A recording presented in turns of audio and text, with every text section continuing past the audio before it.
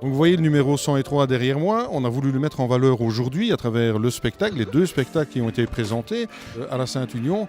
On veut être à l'écoute des élèves, donc on a beaucoup de services en interne, mais on veut aussi partager, on veut aussi donner la possibilité à nos élèves de pouvoir se tourner vers l'extérieur lorsqu'ils rencontrent un problème quelconque.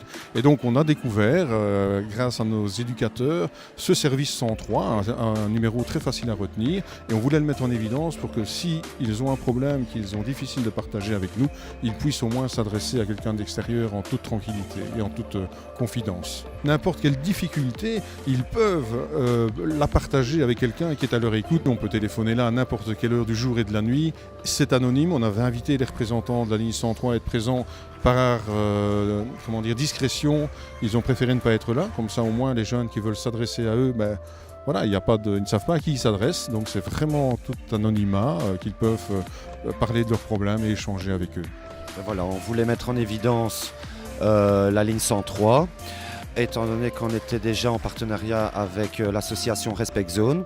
On a pris donc contact avec l'équipe 103 qui a bien voulu donc coopérer avec nous. On a eu plusieurs affiches, plusieurs informations par rapport à ce service. Pourquoi le terme 103? Simplement pour une mémorisation, pour une question de mémorisation. C'est une ligne naturellement qui est accessible de 10h à 24h, 7 jours sur 7, en toute discrétion, en tout anonymat. Le but, c'est de renvoyer aussi le spectacle vers eux via leur site internet du 103, via aussi le site Respect Zone avec qui on est partenaire et qui lutte contre le cyberharcèlement, et également sur le site de l'établissement scolaire pour marquer l'importance en tout cas du 103.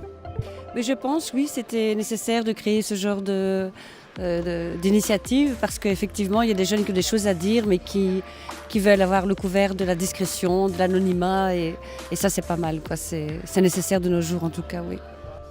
Pour le côté harceleur, déjà, je vois pas l'intérêt d'harceler quelqu'un. Si tu t'ennuies ou quoi, va jouer ailleurs, mais ne mets pas la vie en danger. Et pour l'harceler, ne pas se renfermer et au moins de problèmes, directement aller voir quelqu'un, la ligne 103, appeler, ils sont toujours à l'écoute, donc ils peuvent tout écouter et nous aider rapidement avant de faire une bêtise.